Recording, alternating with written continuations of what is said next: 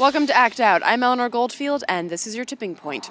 Before we move on to the rest of the show, I'd like to say two things about the quagmire that we find ourselves in after last Tuesday. One, now is the time to unite the left. And here's what I mean by that. Stop fucking blaming people for voting third party. Stop seeking scapegoats on the left just because the fucking DNC told you to. For Christ's sake, don't you see? The DNC is not the progressive left. They're not even center. They're just like a different brand of the same corporatocracy, a different version of the same song, as disgustingly evidenced by this. No, we are the only ones that we have right now. And by we, I mean progressives, the real ones. Because I know a lot of progressives bit the bullet, voted for Clinton, and now want to throw stones at whoever they can find in order to mitigate the anguish that they feel at the Trump presidency. If you need a recap on who is actually to blame, check out last week's episode and then quit firing away in a dark room of your own house and turn the damn lights on. We on the left have to unite. We have an enormous amount of work to do, and we don't have time for sandbox-style tiffs of green versus blue. Step outside the mental confines of parties and focus on people. Unite, and on that same note, that's a train. On that same note, I mean unite across issue barriers as well. If you're a climate justice warrior, join up with the Black Lives Matter movement, and vice versa. We can't afford to be splintered along issue lines. And I'm not saying give up your primary fight. Stay in there and fight, but open yourself up to the people around you that need your help. And be willing to ask them for help, even if you guys don't agree on every damn detail. And this feeds the next point. Recognize your privilege in these fights and recognize your bias. And this isn't just directed towards white people, although we do have a lot of both of those in our corner. But there are levels and varieties of privilege and bias that we need to recognize and come to terms with in order to amp up this fight efficiently. For example, are you pushing for just what makes your life easier? Is that how you vote? Is that how you activate? Or do you recognize that your will to be free, to thrive, is tied to everyone's? Not just in this country, but those under our bombs thousands of miles and several seas away.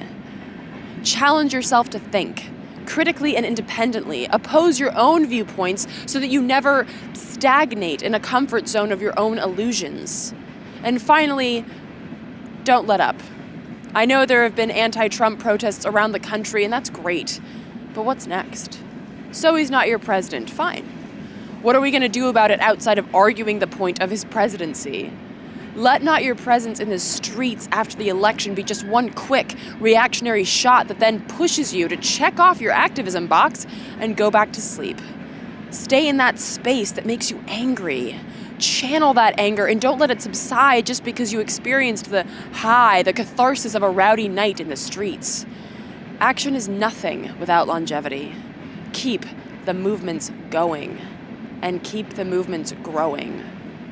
And with that, I would like to remind everyone of the challenge that I posed last week of signing up and going to an action or indeed organizing your own. On that note, this week is the anti-TPP resistance week here in DC, and you may be thinking, for those of you that are way in the know, but wait, I heard that shit was dead.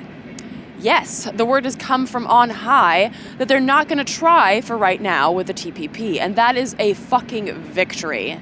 Activists have been battling the TPP for the larger part of 5 years, and this news has not only been hard-won, but it serves as a stunning reminder to all those who look down on dedicated direct action that this shit works. Now, before you call this battle won, let's remember that no battle against corruption is ever really won, and the TPP is likely to be a zombie deal that'll pop up again once the post-election hullabaloo dies down. But for now, despite this great news, there's still a lot of work to do. As Margaret Flowers, co-founder of Flush the TPP and two-time guest on our show, wrote to me, protests are still planned. We will demand an end to this era of rigged corporate trade and a new era of trade that protects people and the planet.